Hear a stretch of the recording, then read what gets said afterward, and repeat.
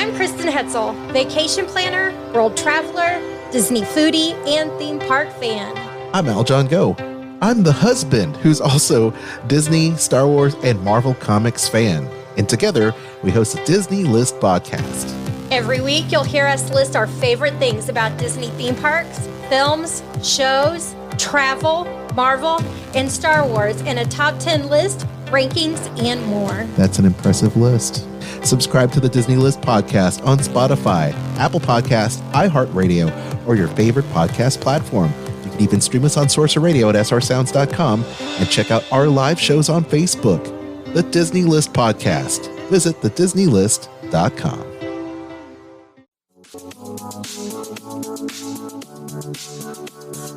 This is Kat from Dining at Disney, and I'm here with Kristen. Kristen, tell us about some travel deals. Right now, if you want to travel over to Disneyland, you can do so.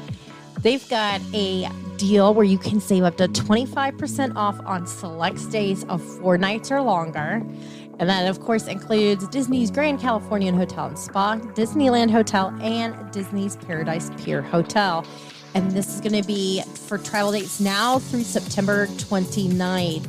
So you have to book by September 22nd, and travel must be completed by September 30th.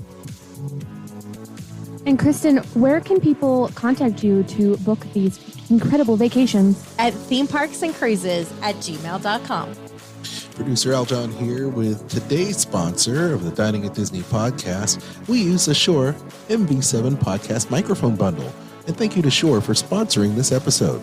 This microphone is inspired by the legendary SM7B that I used in radio for many, many years. And this MV7 dynamic microphone will be used both with USB and XLR outputs for use with computers and professional interfaces, just like Kat is showing you here on the video.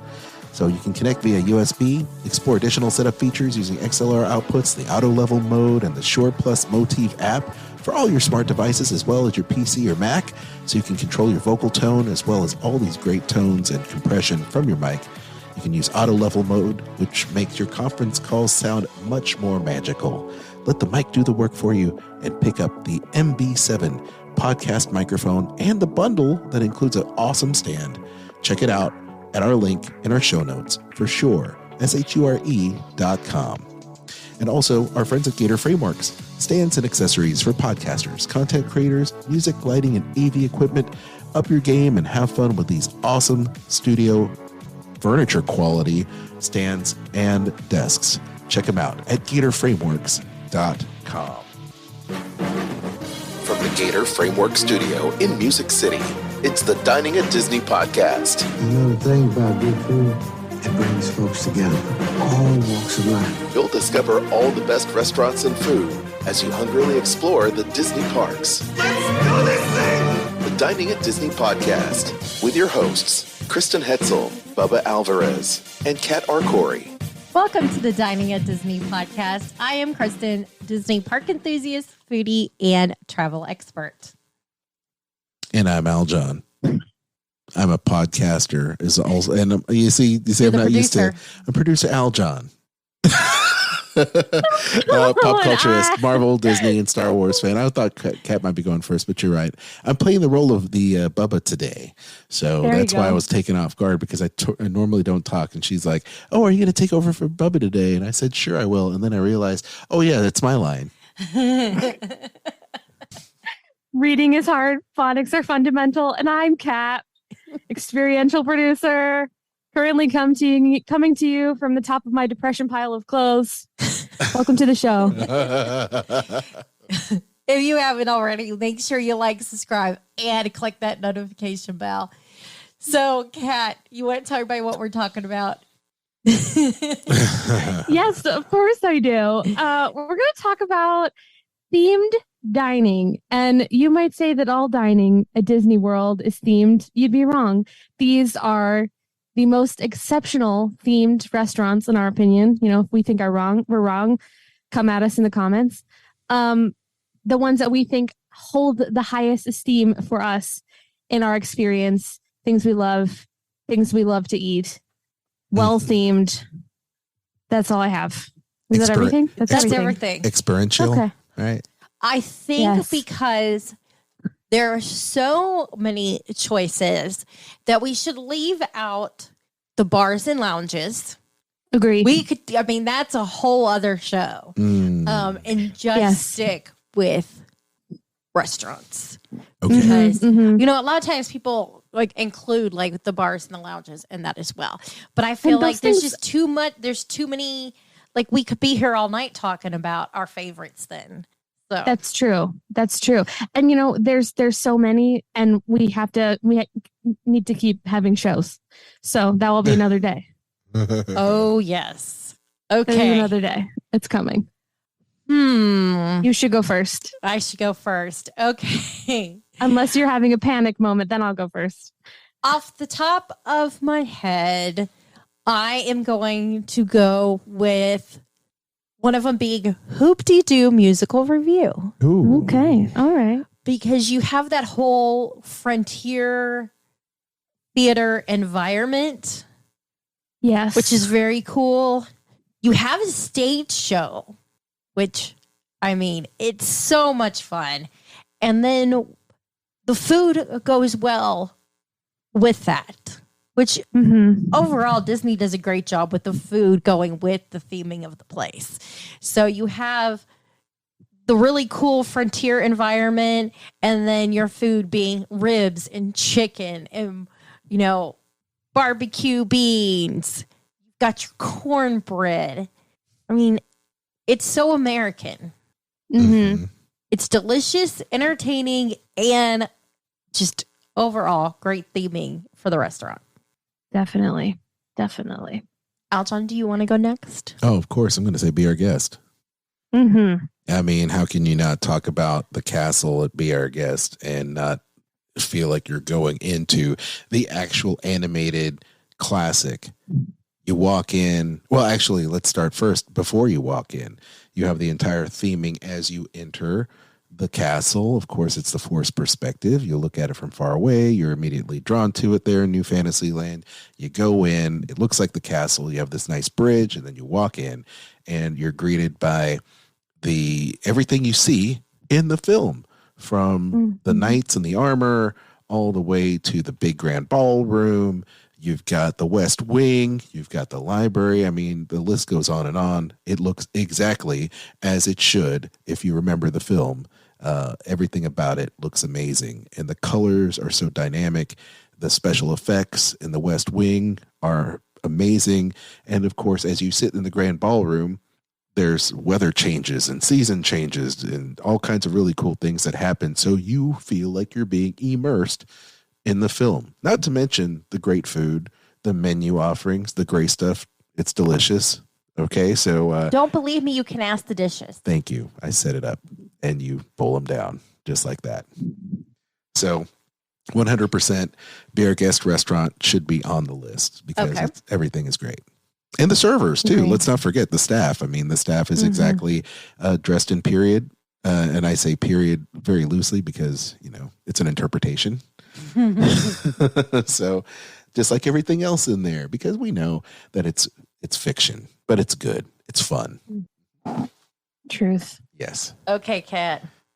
So I haven't done it yet, but if I had done it, I'd probably be picking something on the Star Wars cruiser, Galactic Cruiser, whatever it is. But since I didn't do that, I'm going to choose Space 220 as my first choice because it's the closest thing at space. I feel really good about space right now.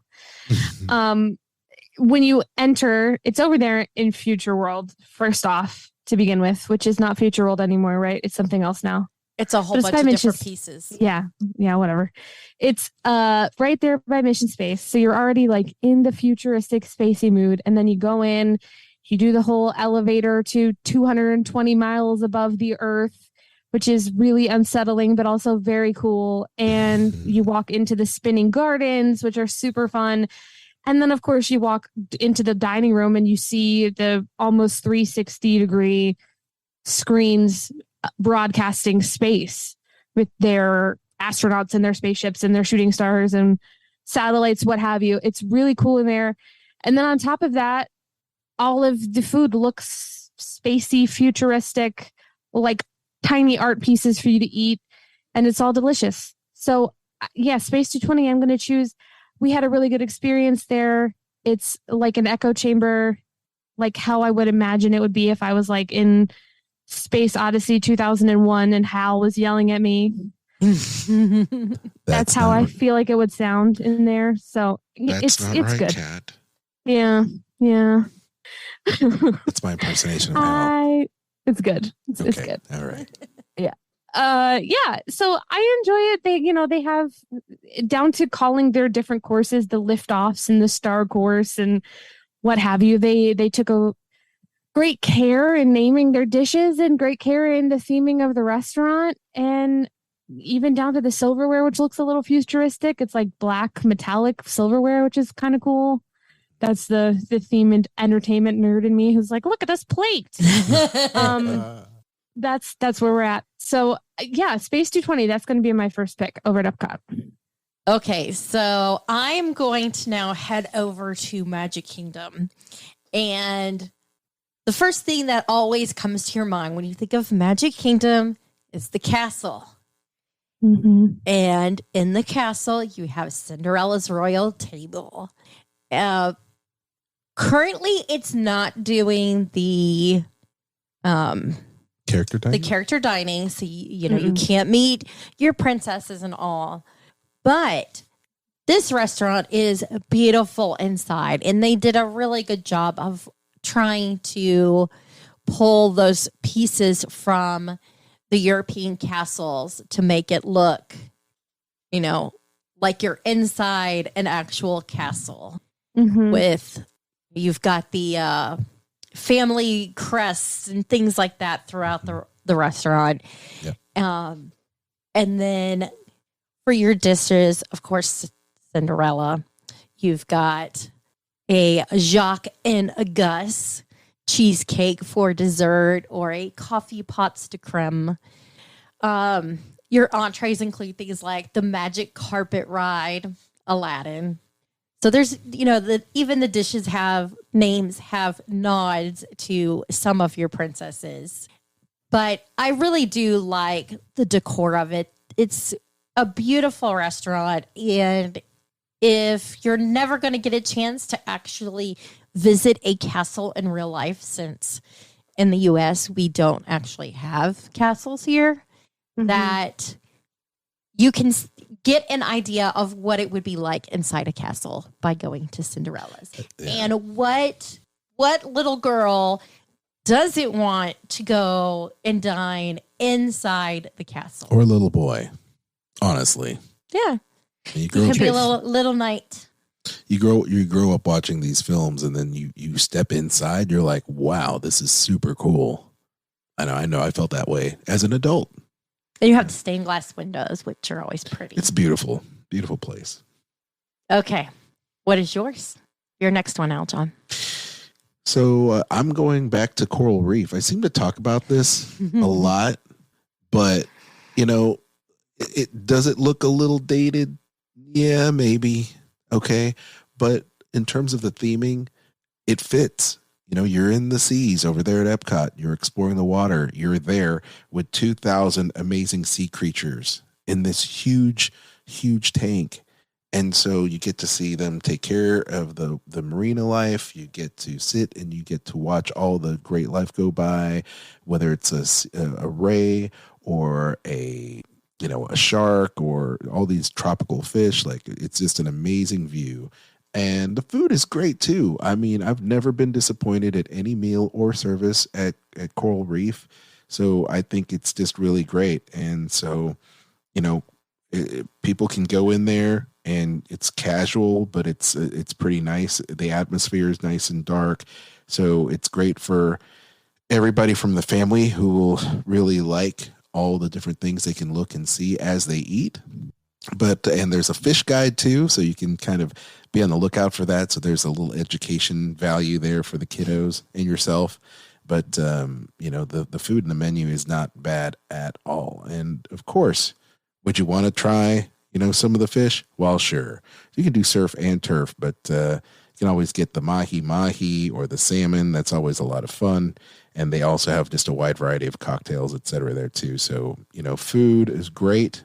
Service is great for me anyway, but the theming, I think it suits that restaurant. It's perfect. Cool. Cat. My next pick is going to be the Hollywood Brown Derby. Mm-hmm. And I don't know if you guys know this about me, but I tend to talk about film history a lot, all the time, every day, every second. I don't know if you heard that before about me, but there's a little restaurant in New York called Sardi's, and there used to be a little restaurant in Los Angeles called the Hollywood Brown Derby that doesn't exist anymore. And those two restaurants, both are very famous for having portraits of stars and starlets from across decades, 40s, 50s, 60s. All have drawn caricature portraits up on the wall of them. And if you've seen The Muppets Take Manhattan, it's in there.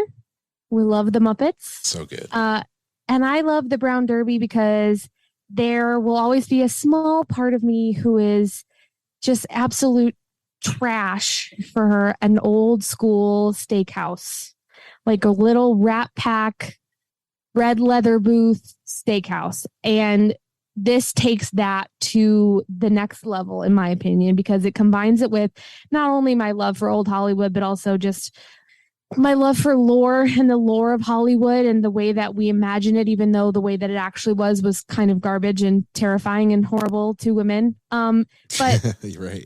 If you put that all aside, you can have a delicious salad surrounded by some incredible artwork and think about the way that movies used to be made, because now we can't go on the Great Movie Ride to think about how movies used to be made, but you can sit in that booth at the Hollywood Brown Derby and imagine Frank Sinatra and Walt Disney and Gene Kelly and Judy Garland drinking dry martinis together, laughing about the good times. And if that's not a themed experience, I don't know what is. And the food is phenomenal. The food is just so good. Yes, it is. Yeah. And consistent. Truth. So the next one on my list is not going to surprise anyone. Wait, let me guess. Is it the beer garden? Oh, ding, ding, ding, ding, ding, ding, ding, ding. Yay! And Kat's the winner. I never win anything. This is the best day ever. Putting the fact that I enjoy the food aside, it's a very cool atmosphere place. They have it really is set up when you go inside as if you were in an outdoor beer garden in Germany. So it has the long tables. I don't know how they're seating people now, but pre-pandemic, you would sit at a table with complete strangers, just like you would if you were in Germany at a beer garden. And we've met all kinds of people while we were there. Strangely enough, at one time, met people who were from where I originally lived and knew somebody that I knew growing up, which was really like, what are the chances? That's crazy. Yeah, it is. They've got music. They've got a German band there that's playing, the traditional beer garden style music. So you've got an Papa band. There you go. They bring out the big. What's the name of the horn? I always talk about Ricola. And then my brain says didgeridoo. I know that's not right. No, that is not right. That's not right. And then you also have the cowbells, which is one of my favorite things. The guy with the cowbells and how fast he can play those. And the glockenspiel. Mm-hmm. And it's set up that it actually looks like because it's indoors, looks like you're outside with the ceiling. Mm-hmm. And you see the different flags that you would find of different families in the Bavarian region. So it's really cool. And you can get the giant liter beers like you would drink in Bavaria, because they don't drink little beers there. They drink the big beers. And you've got your typical beer garden fare, your spatzel, schnitzel, sausages, sauerkraut, noodlegratin, and But the theming is so good. Yes, the theming is so good. So It's good. great that the menu actually is good as a theming. Mm-hmm. So Yes. I promise my next one won't be such an obvious choice for me. well, I think a lot of these are pretty obvious, Yes. Um, so here we are at Disney's Hollywood Studios again. Of course. Because one of my favorites of all time is 50s primetime. Mm-hmm. Mm-hmm. And when you go and you think about, eating in mom and dad's, old school 1950s kitchen, and you have, all the kitsch that comes along with that, the big fork and spoon hanging on the wall. You've got the tile on the floor, and then you have the type of 50s as it is. It's the primetime cafe, so there's a lot of TV references to the golden age of television there, which is amazing. I know we're not supposed to talk about the bar, but the bar, folks, is amazing. But the great thing about it is everything is authentic, from the food and the menu. My favorite being the meatloaf. Can't beat it. That is some awesome meatloaf. It's probably one of my favorite meatloafs there. Plus the fried chicken is off the chain. So if you really want to get like the American comfort food of the 50s that isn't served in a tin, because it is, the TV dinner age. Yes. Go to the prime time because it's amazing. I definitely suggest getting the meatloaf. That's my favorite. But we all know that Kristen and I love the onion rings with a little bit of barbecue sauce and ranch. And then I will also suggest the PB&J shake.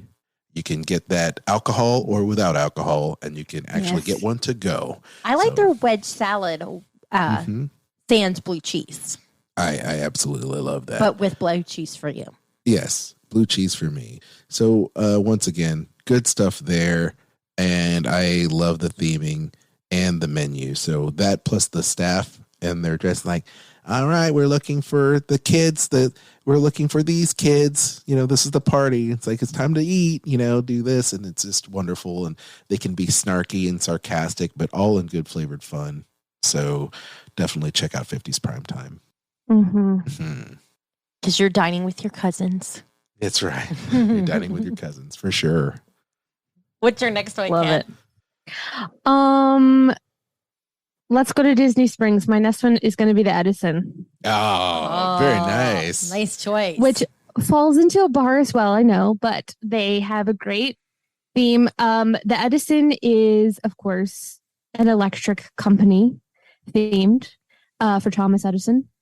And it's really cool. The outside looks like a conductor, and the inside is all welded 1920s Prohibition era dark metals, and they have live jazz music and burlesque and cabaret, and it's really, really cool in there. There's also an Edison here in Los Angeles. It's not nearly as big. It's not nearly as nice. So I prefer the one in Orlando, if you couldn't tell. Also, the one here does not serve like entree style food. They don't have bar food there. It's only drinks. So it's nice to be able to go to the Edison at Disney Springs and have appetizers and a drink while you watch the jazz band play, because they always have an amazing jazz band playing there live. That's another thing that I'm a sucker for, is that Prohibition era of design and Art Deco.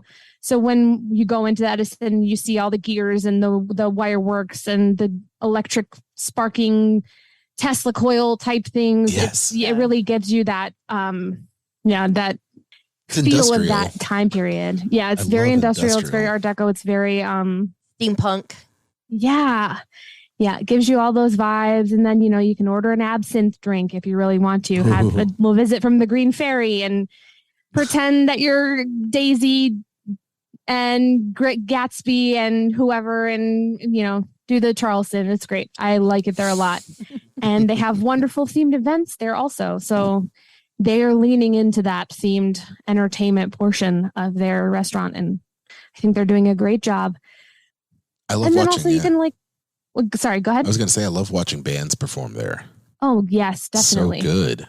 Definitely. The sound system is amazing. And I love the fact that it's 2 floors. So you could pop on and then get a really nice bird's eye view. and that amazing centerpiece of the restaurant, that industrial clock, is just amazing. Such a great piece. Oh, yeah. I've never done it because I've never been to Orlando for New Year's, but their New Year's parties always look incredible. Like that Gatsby style New Year's debauchery party. It looks incredible, and that's something I'd love to be able to do. I probably won't get to there, maybe here if I become a sociable person, which probably won't happen either. But oh, come on. We could put it on our past bucket 9. list. What's that? No way. But yeah, the Edison at Disney Springs. That's my third choice. Love it. Okay, so my next choice, I am going to stick with Disney Springs in the Landing, and it is going to be Raglan Road Irish Pub and Restaurant. Because you have dishes that are very authentically Irish, as the restaurant was created by an Irishman. And then on top of that, it has that whole environment. The beers and the drinks on the menu are very Irish.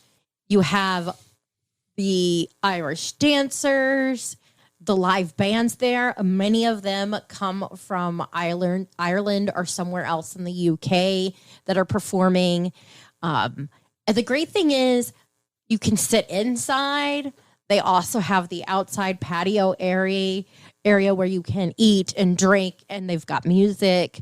It's just, as a whole, everything is so Irish that if you like that kind of music and you're looking for fun time, a place that you could actually easily spend like 3-4 hours eating, drinking, and socializing with friends and having just a good time.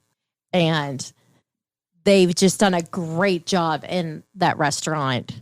And gosh, I'm drawing a blank because I know some of the chairs have names on them. Yeah. Yeah, they are. Oh, like people or oh my gosh, why am I drawing a blank on whose names are on some of the chairs? Well, anyway, yeah, I know what you're talking about, but and I think those are, I guess they call them founders. Is that what they call them for the chairs? Anyway, I don't know. I didn't know they did that. Yeah, they do that at the Saddle Ranch here. Yeah. There's a lot of places they I'm gonna have to. We're gonna have to look it up. Yep, because I know I've got pictures of some of the chairs. Yeah, it's pretty cool. I like it. But they it's have something their you names. don't really note it. Like you have to walk. It's the bar in the far back that isn't always being used. But there's the bar chairs. Some of them have names on the back of them. That's cool. And I just happened to notice it, like walking by one day. I was like, "Oh, there's a nameplate on." And then that. they explained it to us, and then we forgot. Just fine. It's cool. We'll look it up. We're back. I guess since we're here at Disney Springs, I'm just going to go ahead and point out another obvious choice. One of our favorites, must do. Wait, no, because that's not considered a restaurant.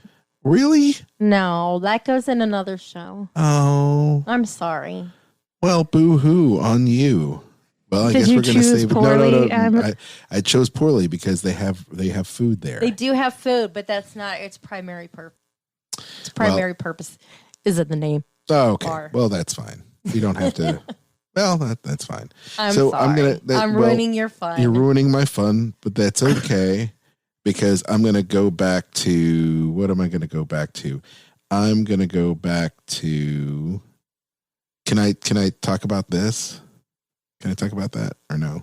Yeah, because it's a restaurant. Okay, so we're going to go to Enzo's Hideaway in Disney Springs. And you want to look at, kind of on par with what Kat said about the Edison. This is definitely that Prohibition style restaurant, which is in Disney Springs. It's located right underneath Marie and Enzo's, which to me is a great looking restaurant. It's just, it scores very poorly in terms of food, but Enzo's Hideaway, for whatever reason, is wonderful all the way through. I don't know why that's the case, but here we are. So Prohibition cocktails, of course, great dining. The speakeasy vibe of the 20s is all there. Plus, you get all the great food and then some. So if you want to really dine at like a prohibition speakeasy style restaurant, which by the way, my band used to play at one of these type of places called, what was the name of that?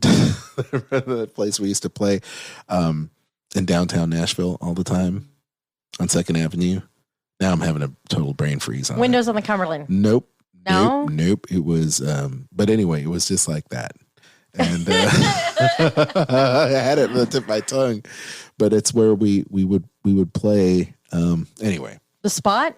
Nope, that isn't on 2nd Avenue. I don't know. Anyway, we would play there. It's a speakeasy. Yes, it's it's been a long time since 2003 that the last time we played there. But anyway, wonderful food, great theming. So there you go. Love it. Where are we at now? Kristen or Kat? I think this is going to be my last one. I chose Sci-Fi Dine-In at Hollywood Studios is my last one. Mm-hmm. They changed their menu a lot, so I can't have a lot of things there anymore, but I'd go there just to drink a milkshake and sit in the dumb car because I love the drive-in. I don't know if you guys, this is not a plug because we don't get sponsored by anyone, but if you guys subscribe to Paramount Plus, yes, they put Paramount Plus put like all the 50s pulp movies on there, like Attack of the 50-Foot Woman, Oh, and really? like yep, the Ants and a whole bunch of other things. So I've been watching like 50s pulp movies in my spare time. wonderful. So Sci-Fi Dine-In theater is great because you sit in your little car and you eat and you watch this screen, which shows you the best of appropriate 50s pulp style movies. Attack of the Body Snatchers, the Blob. Everybody loves the Blob. We love the Blob. Yeah. What else? Ants, The Fly, I think is one of them. Mm-hmm. And then if you don't, yeah. And then if you don't want to sit in the car, you can sit at like a picnic style table. So it really is like going to the drive-in, only you're inside. And you sit at the picnic table with the little umbrella and the plastic bench and you eat your burger or whatever and watch the films. And I love it also because when you walk in, it's like you're walking onto a soundstage. Yes. So you walk through the backstage, the quote unquote backstage portion to get to the quote unquote set, which is the restaurant. And I love being someone who works in that industry and have a love for that style of film. Being in there is very nostalgic to me. And it makes me really happy. Even if the food's not good, it doesn't matter because the experience is so like enveloping the whole time. It feels like you're taking a step back to like Danny and Sandy from Grease are fighting in the car next to you. And she's going to leave him at the drive-in any second while you eat your French fries and drink your milkshake. It's great. But Sandy. No. So yeah, I like the Sci-Fi Dine-In. I think it's great. I think it's fun for adults who have some film buff in them and for kids who maybe could grow into film buffs like me because you know how well adjusted I turned out. But you know, it's great. It's great. It's fun. Hollywood Studios, getting out of the sun into the inside somewhere that's freezing cold like a soundstage usually is, just icing on the cake. Love it. Okay, so I am going to go with Le Cellier. Ooh. It is actually themed after a restaurant that is in Canada. It is a chateau. Because I actually walked past the restaurant when I was there, and it's in Quebec. They have a Le Cellier, and this was inspired by that restaurant there. And it does look like a wine cellar underground. You have those really warm, rich colors, along with the stones, you know, stone arches and everything in the restaurant. Fantastic steaks. I mean, it's a great restaurant and beautiful, and they did a really good job. Even the beers, they've got some fantastic, especially if you're looking for high gravity beers. There's one that is my favorite, and the first time I ever had it was actually at this restaurant, and it's something I always have to get when I'm there, and it is the Trois Pistoles beer. It is really, really good. Again, like I said, it's a higher gravity beer, but it has a really good flavor to it and goes really well with the steaks. So if you're looking for something, I think a great place if you're looking for a romantic dinner. Cool. Love it. You want me to do one more? You can do one more. Sure. All right. So I'm going to go with San Angel Restaurant back over at Epcot. And it's over in the Mexico Pavilion. It's modeled after a 17th century hacienda at the base of a Mayan ruin. So theming is great. I understand that the food has been kicked up a notch, which is good, which is really good. But once again, if you are into it, you want to check it out. You've got the twilight setting, of course. You also have the attraction there for the Rivers of Time. It's not that anymore. It's the Three Caballeros. But I just want to say that, the Rivers of Time, the Rio del Tiempo. But you have that romantic kind of vibe, which is great. They have great chicken and fish entrees, chipotle pepper and chocolatey mole and green tomato and a lot of, I say green tomato, it's green tomatillo. And then, of course, they have their noteworthy cheesecake and caramel sauce. So those are just some things you can definitely check out there for sure. Get the taste of Mexico. And I love the setting there because much like Beer Garden, where you go outside and you can see the sky and everything, you can do the same there at this restaurant because you sit there at the base of the Mayan ruins with the river running through it and you can see the sky, and it's definitely got that kind of nighttime vibe. The sun is setting. You can see the volcano in the background kind of erupting, which is super great. So great place for everyone, including the kids. But definitely if you want to get that vibe for theming, St. Angel, go ahead and do it. I feel like Epcot has a lot of great restaurants when it comes to theming because you do have all the countries. And since, in a way it was kind of set up to be like a way to market travel to those countries. And so there's a lot of authenticity brought to the decor and everything like that.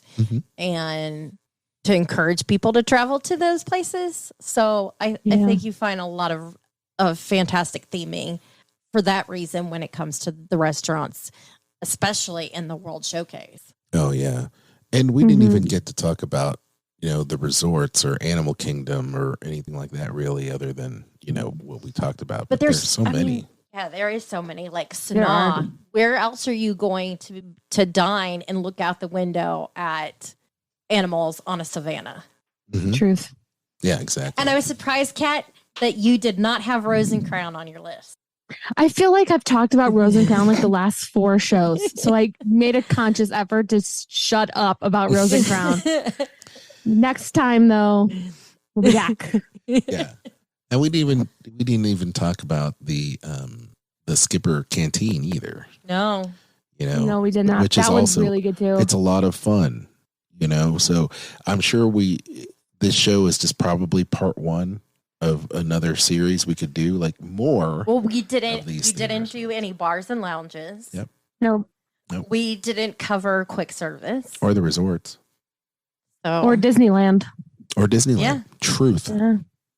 So it'll definitely be hit up again in another form. Part 2. Yes. We hope you enjoyed today's show. If you haven't already, make sure you like, subscribe, and hit the notification button. Those of you who want to support the show, we appreciate you, and you can do so by donating to us on Anchor monthly for as little as 99 cents, or you can support us by shopping our links. We've got Amazon, Disney Store, and Garden Grocer, and you can find those at diningatdisney.com. Aljon, do you want to tell everybody where they can find us? Why, sure. You can check out Dining is Disney at our website, diningatdisney.com. You can follow all of our social media there, Twitter, Facebook. Also, we're on Instagram. Be sure to check that out as well. Follow us on every one of those platforms. Then you can also book your dream Disney vacation or Universal vacation or every cruise line known to man by contacting Kristen at themeparksandcruises@gmail.com. Remember, her quotes are free and she will save you time and money. You can also follow me, Aljon Go, on Instagram at Aljon Go. Kat? You can find me on Instagram at catastrophe at CAT_ASTROPHE. If you enjoyed this podcast, and we hope you do, check out our friends, The Disney List, featuring, of course, Kristen and Aljon, Skull Rock Podcast, WDW Park Hoppers, Disney Parks Podcast, and my little podcast, Eat the Pictures. Don't forget to join our Facebook group, Dining at Disney, and check out our friends, The Disney Dorks and the Sorcerer Radio Fun Zone. Until next time, I have been Kat. That was Kristen and Aljon. Bon appetit. The information and opinions expressed in this podcast are for entertainment and informational purposes. All other trademarks mentioned are the property of their respective owners. Eat the Pictures is a bite-sized movie podcast. Every week we look at the ways different movies, from classic horror to rom-com, use food to tell stories on screen. Food unites us all. Let's explore it piece by piece on Eat the Pictures. Stay hungry.